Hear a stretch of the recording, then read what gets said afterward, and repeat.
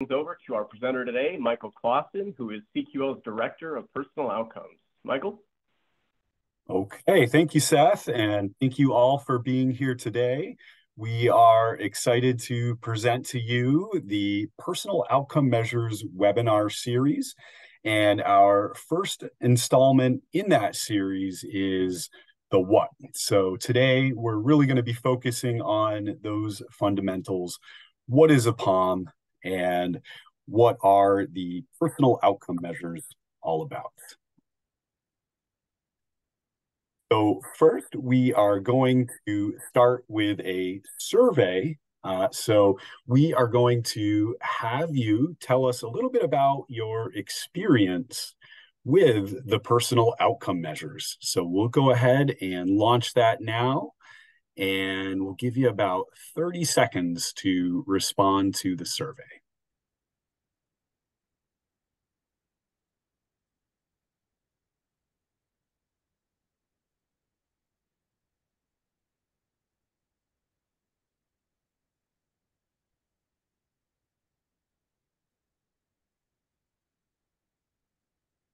Okay, 5 more seconds.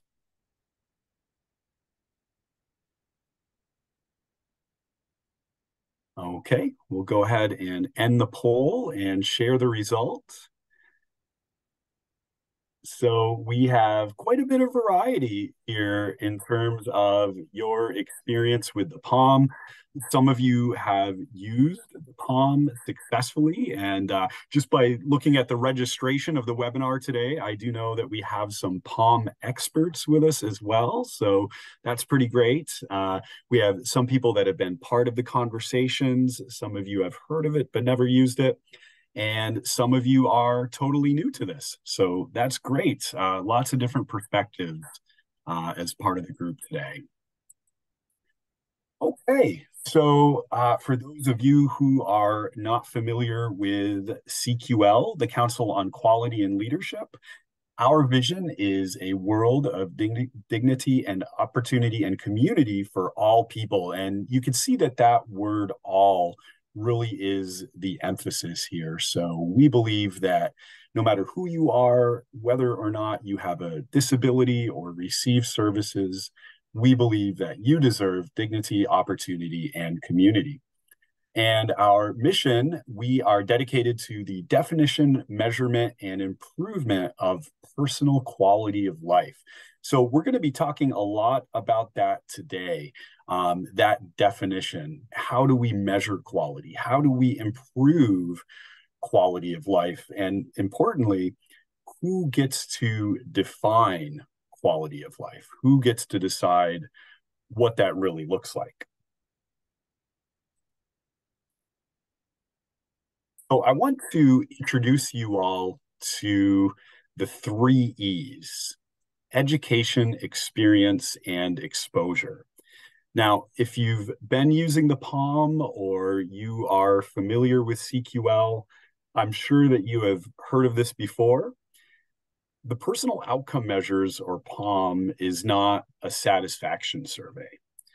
The POM is premised upon choice, control, rights, and individually defined quality of life. So when we talk about choice, what we are really talking about is informed choice. So what do you need in order to make an informed choice? If you are looking for a service provider, such as an auto mechanic, a doctor, or childcare provider, how would you go about choosing? You might ask friends or family for recommendations or look at online reviews to identify the best options. You might make certain compromises due to cost, location, or availability before landing on the best possible option, but you will have made an informed choice about the option you've selected. If you don't like what you have chosen or you have a bad experience with your choice, you might choose another option from your list. If you're happy with what you have chosen, you might refer your friends or family or leave a positive review to support others to make an informed choice.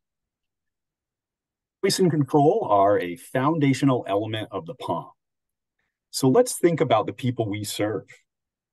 Do they have the same degree of choice and control that we all have? Do they have the same number of options? Do people we support choose their bank, their pharmacy, and their medical providers? Do they choose their routines, their staff members, or even their shampoo? The POM challenges us to give back some of that choice and control, that people receiving services can have the same rights, freedoms, experiences, and ultimately the same quality of life that we all have.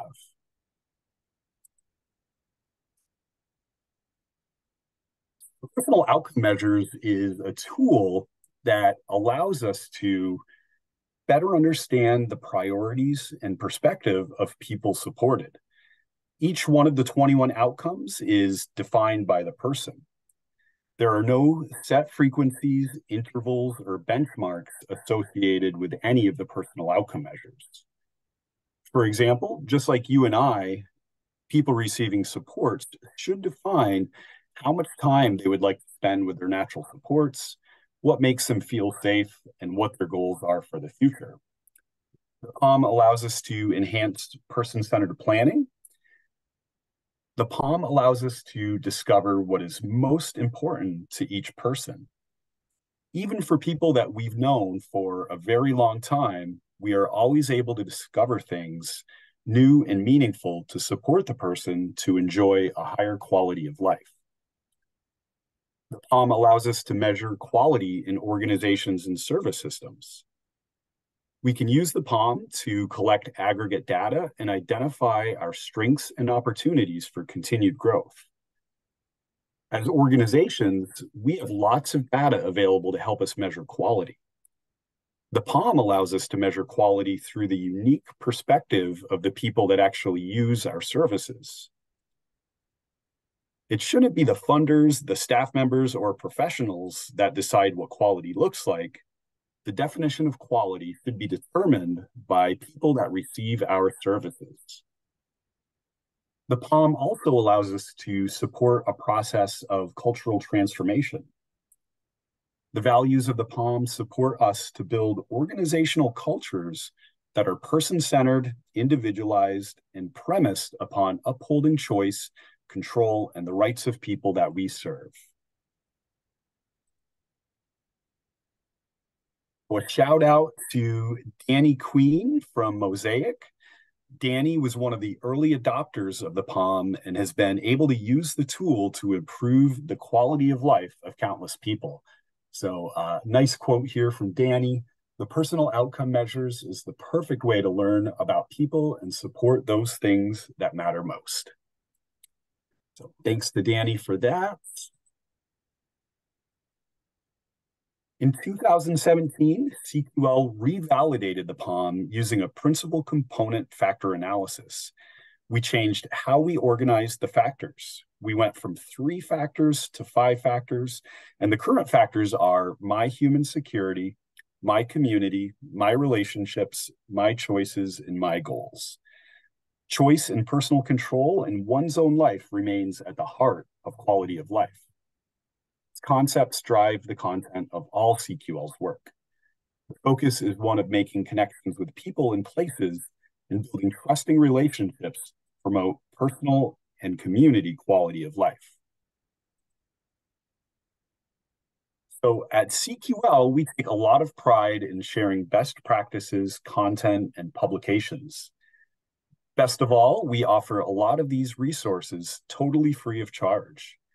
The POM manual is no exception to that. You can download a PDF version of the manual from our website for free. We will be sharing lots of links throughout the presentation, and over the years, we have compiled extensive videos and webinars, articles, research, and guides to support systems and organizations to implement best practices in supporting people. Please visit our website and social media channels to find out what we have to offer. With that, we will jump into looking at the 21 personal outcome measures. Now, I mentioned that the POM was divided into 5 factors. Factor 1 is my human security. The human security factor encompasses essential, non-negotiable human and civil rights. While this includes a wide range of rights, from the right to access one's possessions to the right to privacy, there's also a requirement of freedom from physical or mental harm, including abuse, neglect, and mistreatment. People who receive services must be treated the same as people who do not. They must have dignity, respect, social stability, continuity, and security. People must have sufficient resources to meet their basic needs, as well as have person-centered services. So a look at our 7 outcomes in this factor of my human security. So as we mentioned, the personal outcome measures are individually defined. Each person gets to determine and decide what these outcomes look like for them. Each person owns their personal outcome measures. So for example, if we look at an outcome like people are safe, each person is going to have their own definition of what makes them feel safe or what makes them feel scared. Each person is going to get to decide what gives them stability in their lives within this indicator of continuity and security. People decide what rights are most important to them, what fair treatment looks like, and what they need in order to feel respected. Each one of these outcomes, as with all 21 of the outcomes, are individually defined and based on people's own experience and context.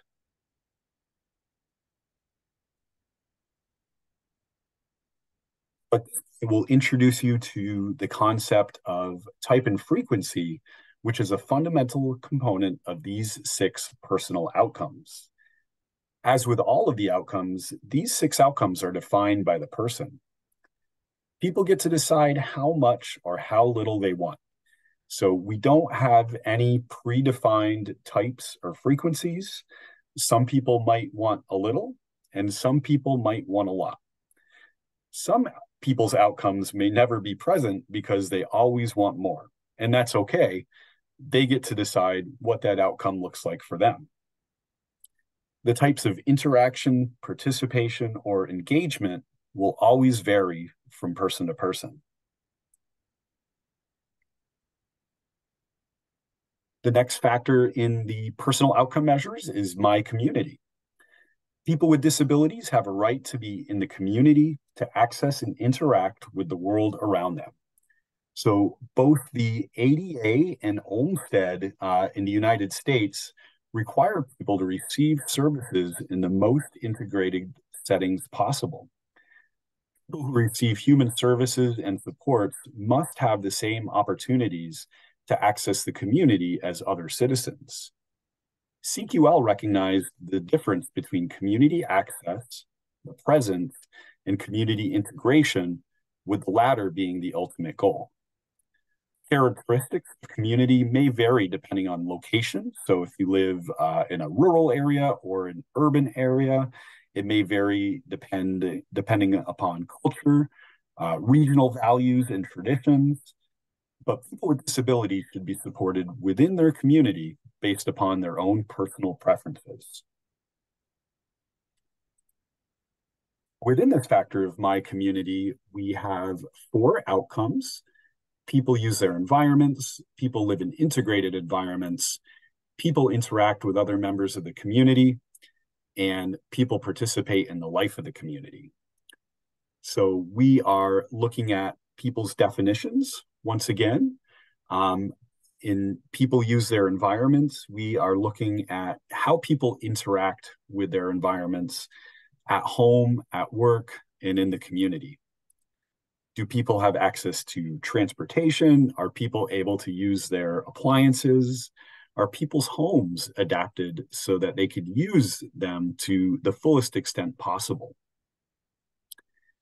We look at engagement within the community and how people are integrated. And we look at the interactions and participation that people have within their communities. Once again, for people interact and people participate, these are determined by each individual person. Some people might want a little, some people might want a lot.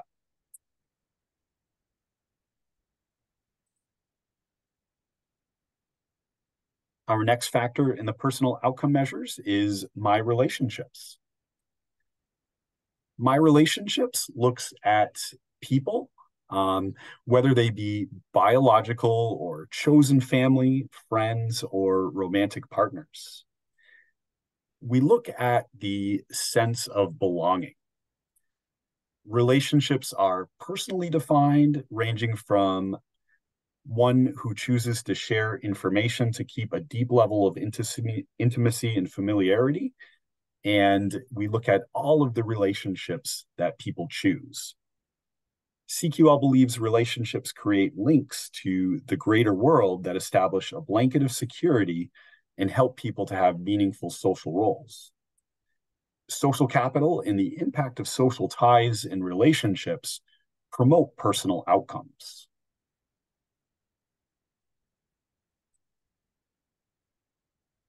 Within this factor of my relationships, we have 5 outcome measures. People are connected to natural support networks. People have friends. People have intimate relationships. People decide when to share personal information, and people perform different social roles.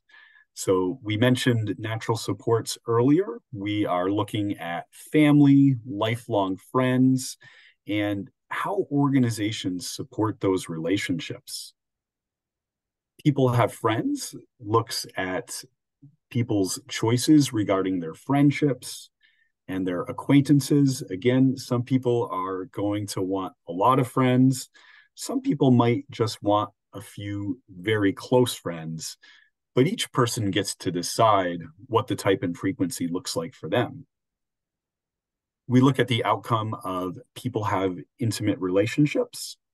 So this can include romantic relationships. It can include sexual relationships. It can include a best friend or a very close family member.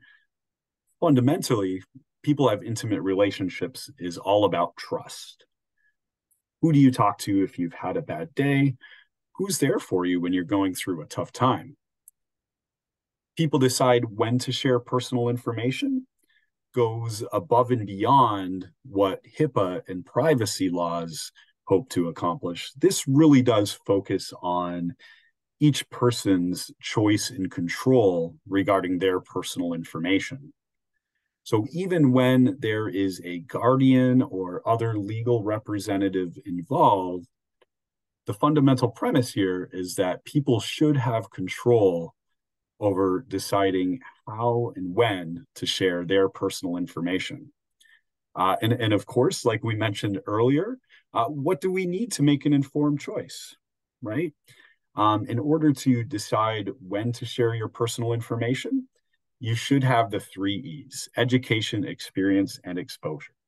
So if you don't know what your organization or providers have on you, if you don't know what information they collect, then you can't really make a choice about that. That choice must be informed. We also look at social roles, and this is critically important. Social roles is premised upon this idea of social capital. So these are all of the connections that we have. And importantly, social roles and social capital allow us to have opportunities in our lives. Social roles are not merely a title. It really is the contributions that we make within those roles that are important.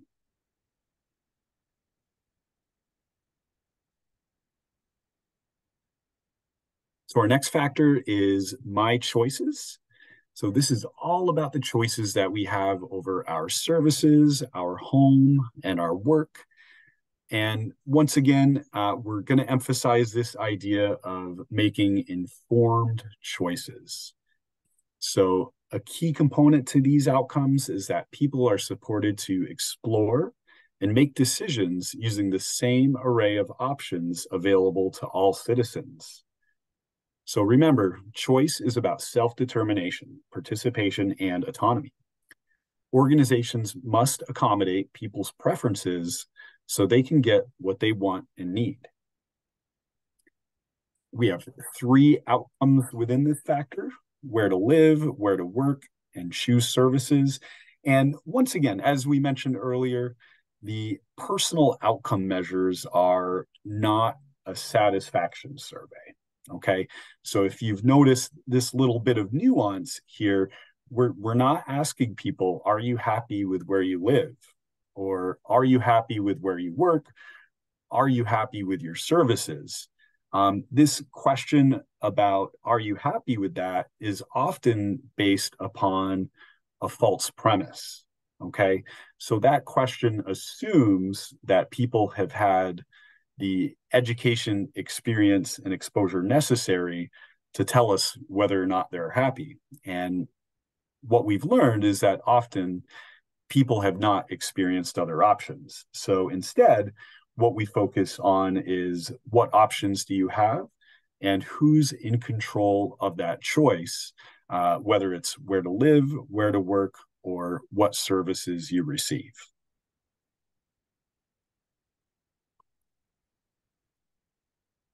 So our final factor is my goals. And my goals are all about aims for the future, including direction, dreams, and aspirations. While people other than the person may not think the goals are realistic or achievable, they are the person's goals and don't have to be realistic or achievable.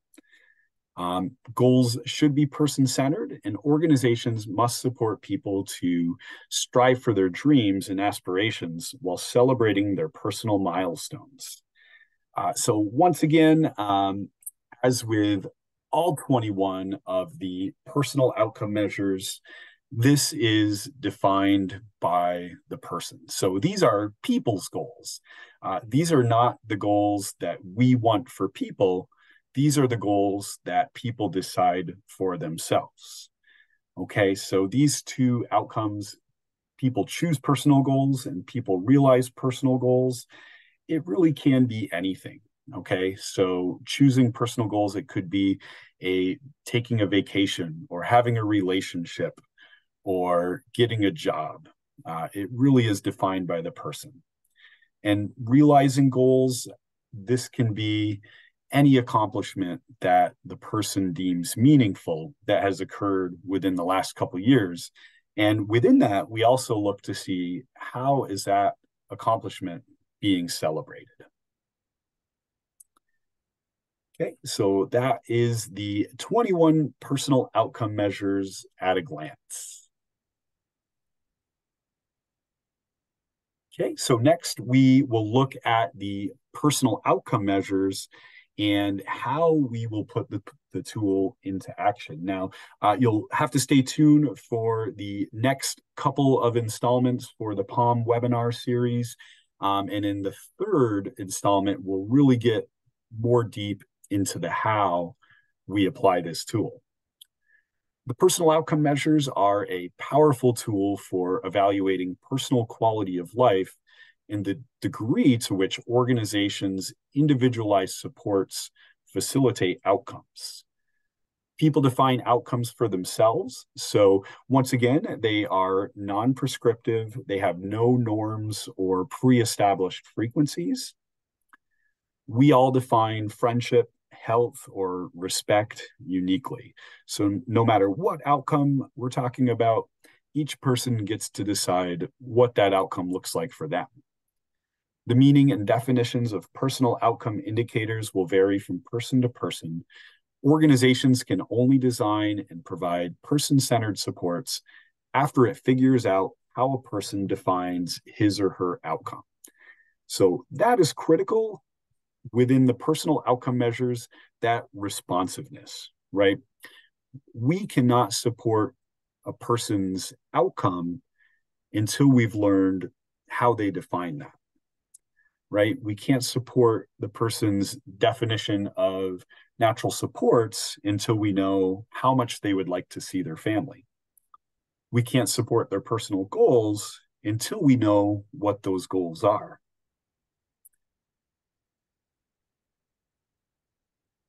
So there's three major categories when we are thinking about outcomes. So the personal outcomes focus on the items and issues that matter most to people. Organizations that support people in achieving personal outcomes recognize the connections among services, supports, other interventions, and the whole person. Functional outcomes focus on increasing functional status in a designated area. Physical therapy might increase range of motion, which then enables a person to perform additional activities of daily living. And this change can be measured through standardized scales and compared to norms for various groups of people. Clinical outcomes focus on cure and symptom reduction. So, for example, reduction in seizures or decreasing blood pressure, decreasing the symptoms of depression as a result of medications are example of clinical outcomes. One way of recognizing that services and supports are directed toward clinical outcomes is that people may be referred to as patients. Clinical outcomes typically are recorded in medical charts and measured through utilization review. Clinical and functional outcomes may support people achieving their own personal outcomes. But importantly, personal outcomes are not defined by the professionals, they are defined by each individual person.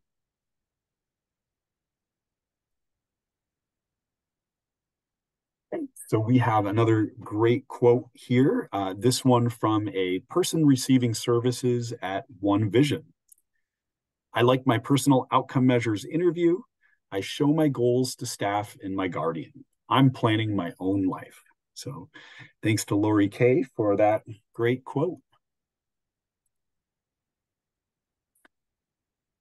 So what is so different about personal outcomes? Once again, the big difference here is that people define their own outcomes based on their likes and dislikes, as well as their personal experiences. We learn about personal outcomes only when we talk to the person and learn what is important and why. Outcomes focus on what is most important to each and every person. Outcomes guide organizations and staff supports to focus on what is important to and for each person.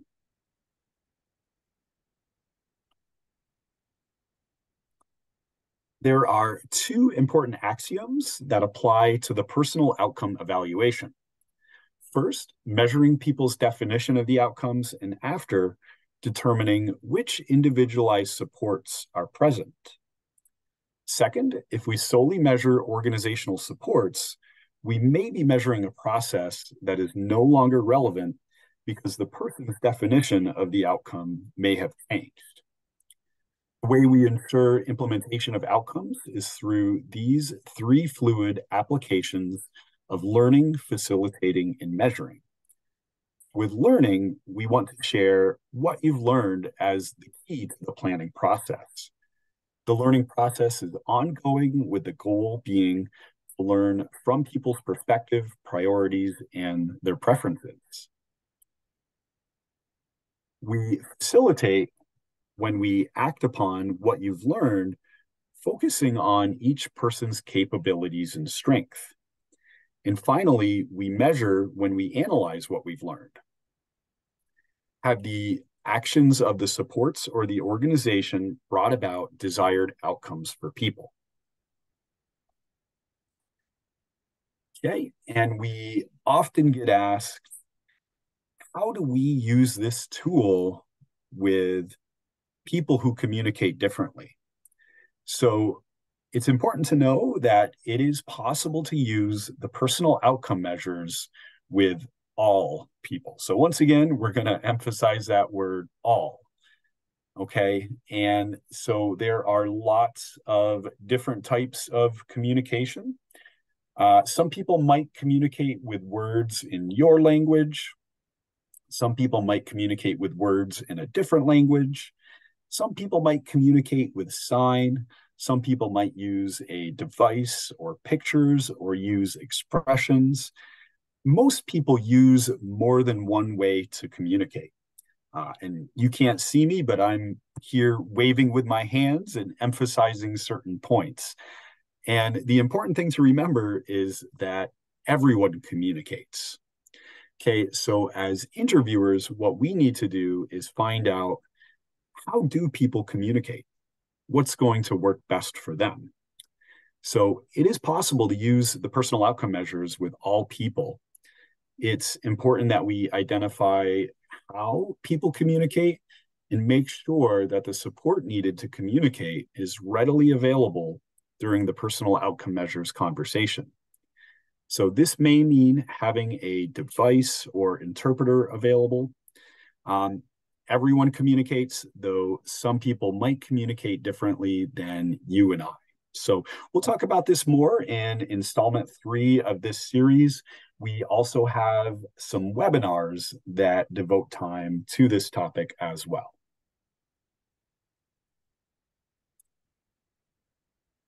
Okay, so the personal outcome measures are a process of discovery. By communicating directly with people, we can learn about individual priorities as well as personal desires and expectations. Many of us view ourselves as the authority or the expert, and at times it may be difficult to step back and acknowledge that we do not have all the answers. The person is the expert on his or her own life, and they are the expert on their outcomes. So whatever the person identifies as important deserves attention, and we should be responsive to that. We must avoid the temptation to judge what the person is saying as right or wrong, meaningful or senseless, reasonable or unreasonable. The goal of the interview process is to learn as much as possible. So in other words, we use this process to discover, okay? We want to learn as much as possible about the person's priorities, their preferences, their perspective, and what experiences they've had in order to be able to make a choice.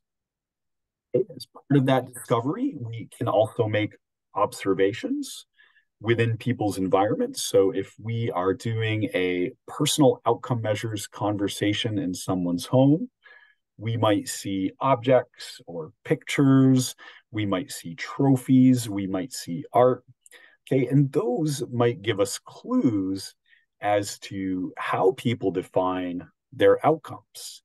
So this is a process of discovery, and within that process, we collect evidence in order to be able to make determinations about each of the personal outcome measures and discover how each people define each of their outcomes.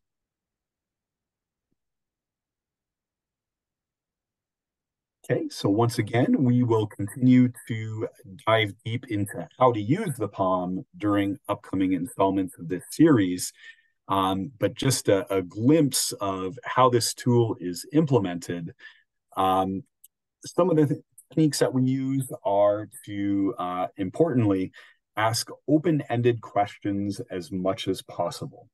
So this really is a conversation. We often refer to it as an interview, but it really is a conversation. And when you have a conversation with someone, those open-ended questions are going to give you a more lengthy response, as opposed to just a simple yes or no. We ask closed-ended questions sometimes to clarify, and as much as possible, we really try to avoid those leading questions. It's important to understand that people process information at different speeds. So we always want to give the person plenty of time to answer. And then we can summarize to assure understanding. Okay, so this is a conversation. As much as possible, we want to follow the person's lead and make them comfortable to share. So the personal outcome measures, we have a process of discovery. We discover, how does the person define their outcomes? And we also look at, how do organizations support those outcomes as people have defined them? Okay. And once we have collected all of that information, then we can start to measure. Are outcomes present, or are they an opportunity? Okay, so the personal outcome measures provides criteria to be able to make decisions about the presence of outcomes. And so for those of you who have a manual, you'll see this in the manual. If you don't have a manual yet, you can go ahead and download, and you'll see for every personal outcome measure, there is a guide to decision making. Okay, so another great quote here from Jennifer. By truly listening to people, we're able to provide those supports that they want and need. The POM helps us to achieve this with people. So thank you, Jennifer, for the great quote. Okay, so more discussion about how we measure the personal outcome measures. So importantly, to make decisions about outcomes, we must understand the person's definition of each outcome. So once again, that really is the critical component. Okay, how is that outcome defined? What does it look like for them? Then we gather information about the individualized supports.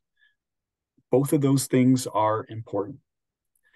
So we speak with the person, and then we speak to someone that knows the person well in order to be able to understand the definition of the outcome and how that outcome is being responded to. It's not possible to measure individualized supports unless we first know what the definition of the outcome is. The outcome determinations measure quality of life, and the individualized supports measure quality of service. So when we make decisions about outcomes, we have to know the person's definition of the outcome, right? How much does the person want to see their family? Or what does the person need in order to feel safe? What rights are most important to the person? So each person has their own unique definition of every single one of the personal outcome measures. Once we know the person's definition, then we can evaluate the present situation and see if it matches that person's unique definition. Okay, so if there is a match, then the outcome is present. If that person's definition does not match with the current situation, they want more or they want it to look different, then the outcome is not present. We would consider that an opportunity.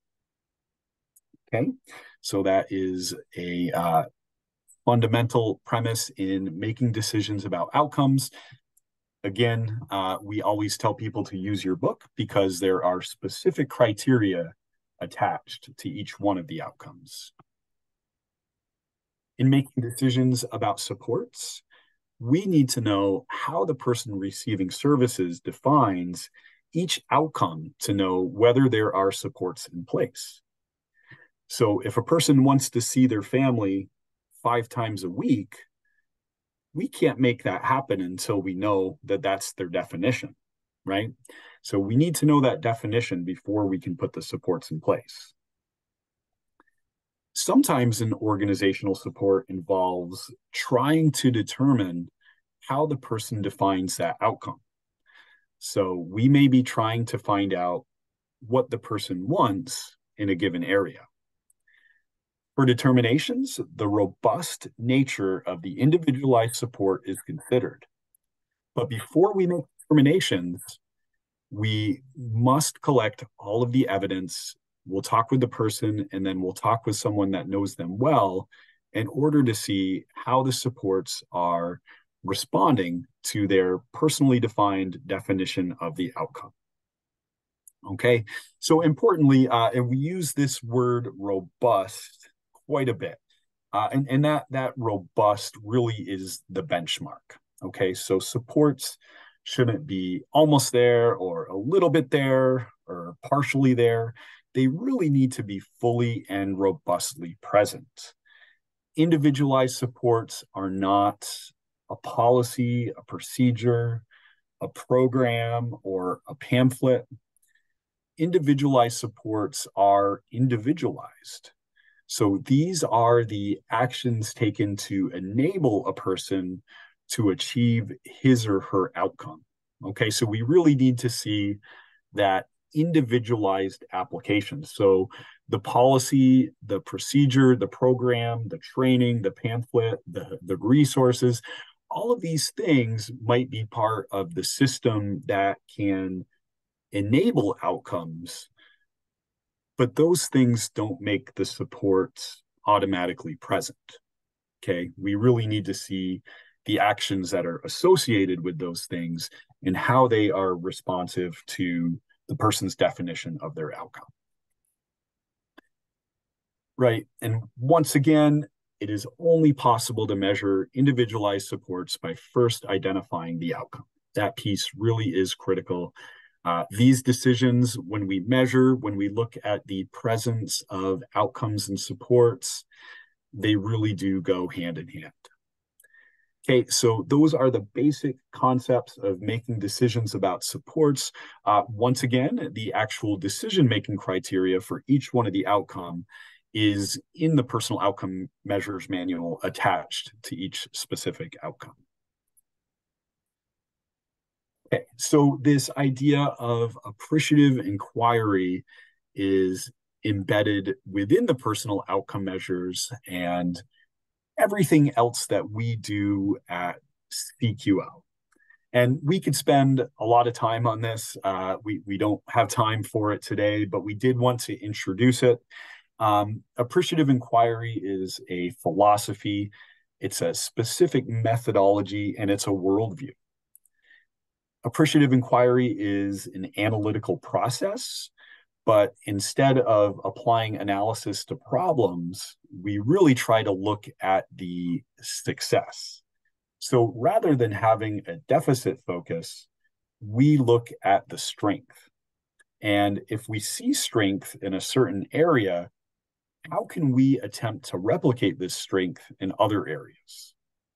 Okay, so within the personal outcome measures, if the person has a passion or something that they're really good at, even an infectious smile, what does that lend itself to? How can we harness that and support the achievement of other outcomes? So again, we're not going to spend too much time on this, but we use this word opportunity a lot at CQL. And again, we're trying to get away from that deficit focus. Okay, so an opportunity implies that there's opportunity to improve quality, there's opportunity to make someone's life better, and there's opportunity to grow our organization.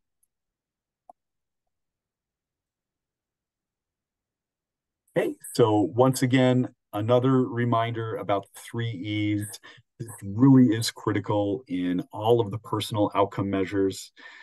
When we refer to choices, we refer to the same array of options and choices available to all citizens. Okay, and so throughout the decision making of the personal outcome measures, when we measure, this really is critical, right? We can't exercise our rights until we know what our rights are. We can't decide what we want to do in our communities until we know what's out there. We can't make decisions about our personal information until we know what information is collected upon us. Okay. So the 3 E's, very critical to each one of the personal outcome measures. Okay, and a quote from Leslie at the Arc of Cape May. The interviews allowed us to improve our ability to collect good and accurate data and help fulfill a person's wants and needs according to them. So thanks, Leslie, for the great quotes. So now let's take a quick look at some personal outcome measures data. So I mentioned earlier that the personal outcome measures allow us to collect aggregate data and take a look at our services, take a look at our service systems. Okay, so this is a data set from 2022. This is data that was collected by certified reliable interviewers. And you can see the variation here. Some of the outcomes that are present more often, and some of the outcomes that are present the least often. Okay, so this is just a quick glance of the outcomes present in the 21 outcomes. We have a ton of data and research on our website, so if you're interested, please go there, check it out. But just a quick glance here to show you some of the variation that occurs within these personal outcome measures conversations. Okay, so a quick look at the outcomes and now a quick look at the supports. Again, quite a bit of variation with safety, the most present support, and choose services being the least present support. Okay, so what we do with all of this data. So again, we do a lot of research at CQL, and you'll find that on our website. Organizations will use this data to take a look at where do we have strength, where is there opportunity for growth, where do we need to devote resources to do better. Okay, there are often correlations between different outcomes. Some outcomes impact other outcomes in profound ways. And some outcomes will predict the presence of other outcomes. And this is an example. Now, you can see here that people choose where and with whom to live is present for people only 25% of the time. And we're going to talk more about the why of the POM in our next installment of the series, but wanted to begin exploring some of what we can do with the tool. So, for example, look at how much choosing where to live impacts other outcomes. Choosing where to live, when people have this outcome present, they are 3 times more likely to have some of these outcomes present, such as intimate relationships and social roles, 6 times more likely to choose where to work, live in integrated environments, and 7 times more likely to choose their services. So the presence of that outcome, choosing where and with whom to live, has a huge impact on all of these other outcomes, and most importantly, a big impact on overall quality of life. Okay, so as we saw earlier, choosing where and with whom to live is one of the least present outcomes for people, with only 25% of outcomes present. And we recognize the challenges in this area, and we know that there are numerous systemic barriers that prevent this outcome from being present. However, as organizations and service systems, we can have a profound impact on the presence of this outcome. And this data is a good example of that. When there are robust, individualized supports in place, the odds of people choosing where and with whom to live increases by 2,928%. So a difficult outcome to achieve, but as organizations, as systems, we can have a huge impact on this for people. Okay, so once again, please check out our website for more research and more data. Just a quick glance of that today. So CQL partners with organizations and systems to improve quality of services and, most importantly, quality of life. So the POM helps us to provide the foundation to move to an organization that is focused on person-centered practices.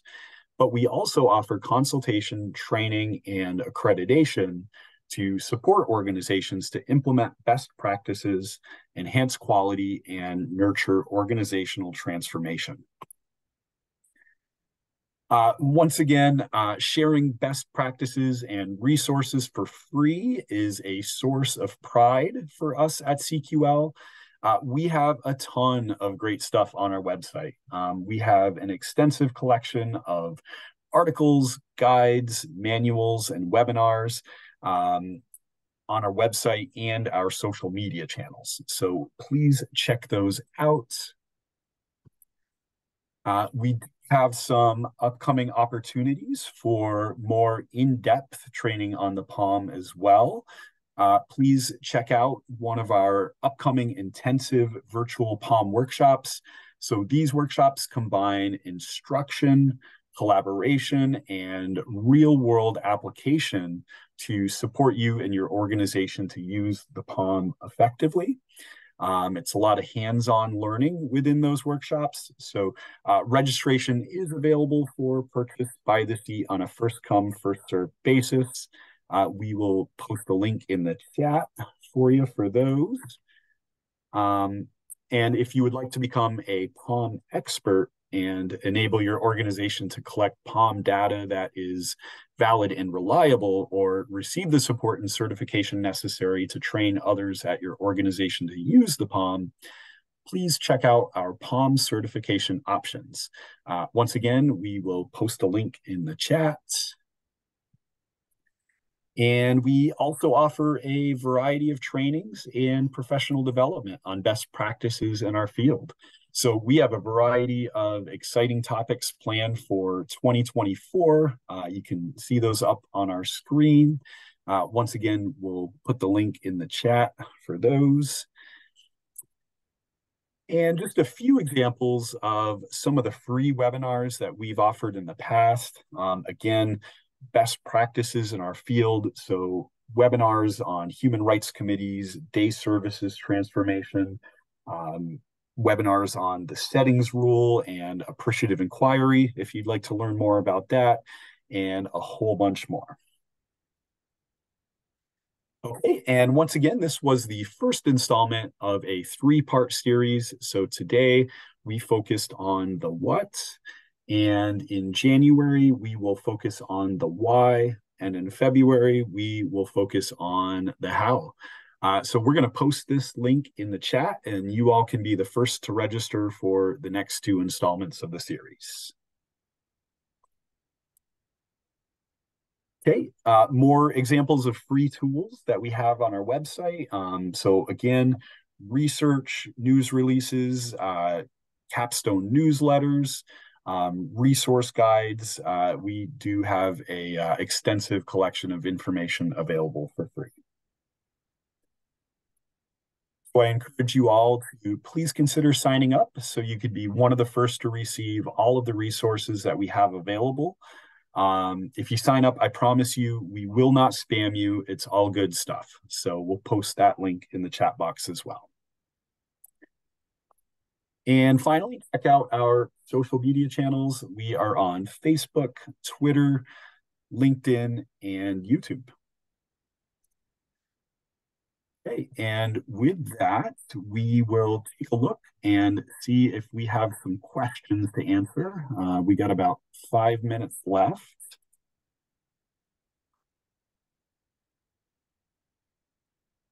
Okay, so got a great question here from Matt.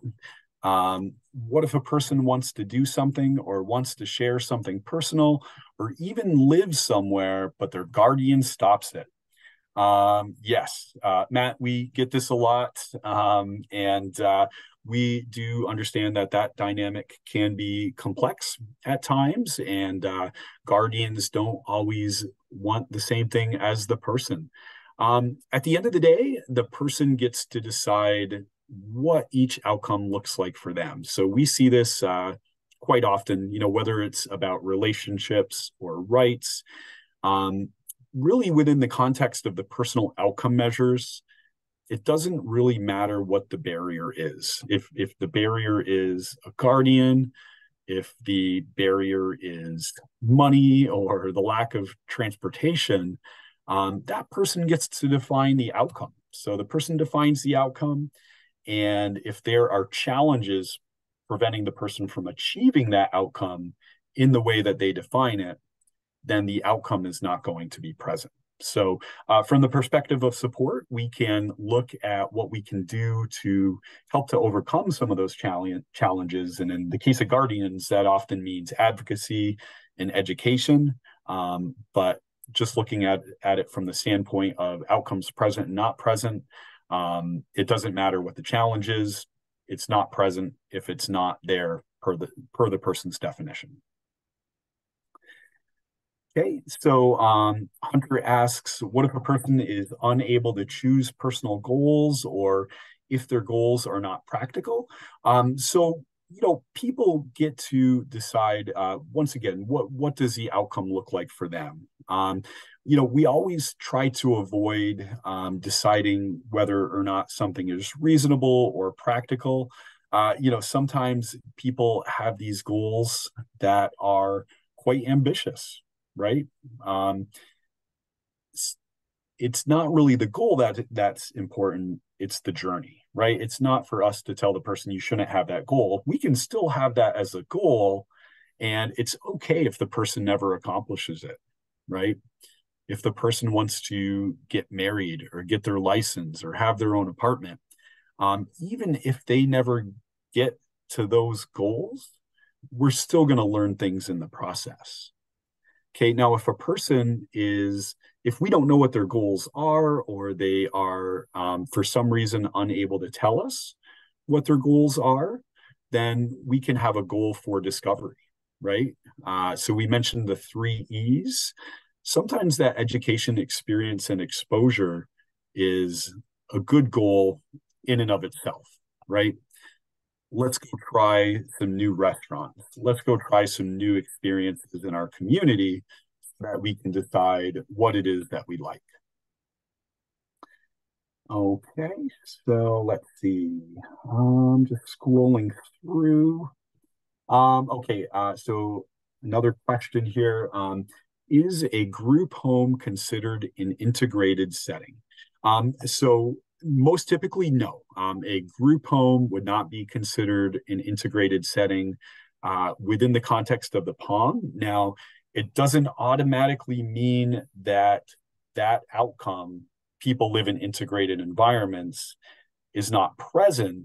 But in order for that outcome to be present, the person would have had to make an informed choice that included integrated options, right? So group home is not integrated, but the outcome can still be present if the person is making an informed choice to live in that group home. That informed choice must include integrated options. Okay. So Susan asks, do we have any tips when a person doesn't understand the questions being asked of them? And do we rely on a parent or guardian to help answer those questions? So Susan, we did a webinar back in May on strategies for communication. We called that one Everyone Communicates, and we shared a lot of tips in that webinar. But in short, sometimes when people communicate differently, if people communicate in another language, we often enlist the support of an interpreter to help to interpret what the person is saying. Okay, let's do one more. Let's see. So, okay, we already answered one about family. Good suggestions there. Okay, I think that's pretty much it. Seth, did you have anything else? No, just as a reminder to everyone that we will be following up with all registrants within 1 to 2 weeks, and we'll send you all an email that you to the email address that you used to register for this webinar. It'll include the recording, PDF of the PowerPoint slides, a bunch of different links that we've shared throughout the webinar, additional information, basically everything you need. But no, that's pretty much it. Just to thank all the attendees for coming today, and great presentation, Michael. And it was just a lot of great information shared, and we really hope you join us for the additional 2 parts of this series. Okay, well, thank you, everybody.